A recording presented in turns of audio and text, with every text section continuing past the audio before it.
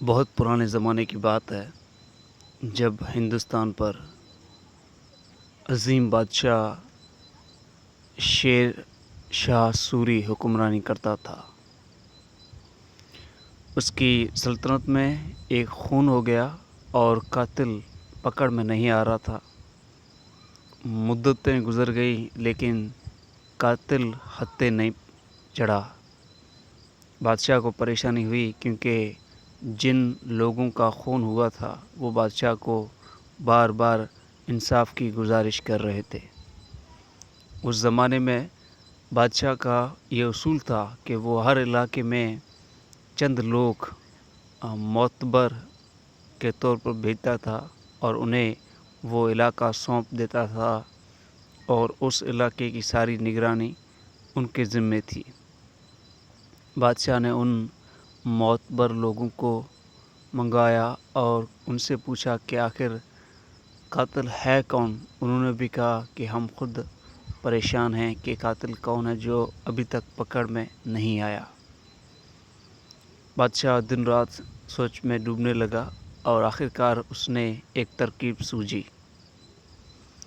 اس نے اپنے چند نوکروں کو کہا کہ تم اس علاقے میں جاؤ جہاں پر خون ہوا ہے اور وہاں پر پیڑ کاٹو، اور جیسے ہی کوئی تمہیں وہاں پر پیڑ کاٹنے سے روکنے آئے تو تم رک جانا اور اس انسان کی شکل، اس کا نام، اس کا حلیہ یاد رکھنا اور مجھے آ کر بتانا۔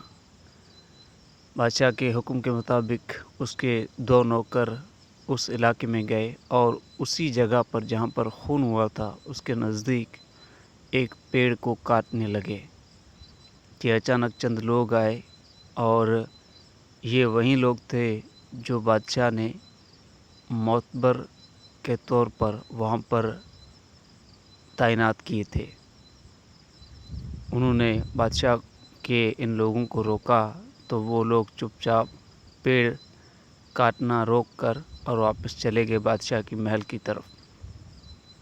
جب وہ محل کی طرف گئے، بادشاہ کو سارا قصہ سنایا تو بادشاہ نے کہا کہ ان لوگوں کو، یعنی ان معتبر لوگوں کو جنہوں نے تمہیں پیڑ کاٹنے سے روکا ہے، انہیں بلا کر لاؤ۔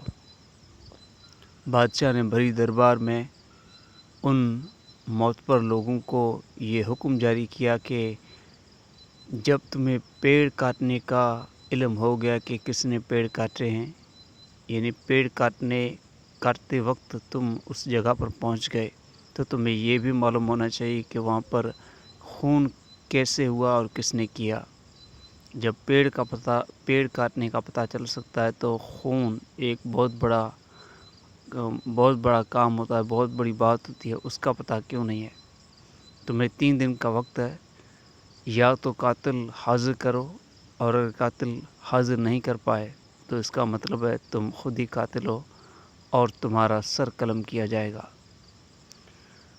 دوستو، 3 دن کے بعد ان لوگوں نے قاتلوں کو ظاہر کر دیا اور ان قاتلوں کا سر قلم کیا گیا سزا کے طور پر۔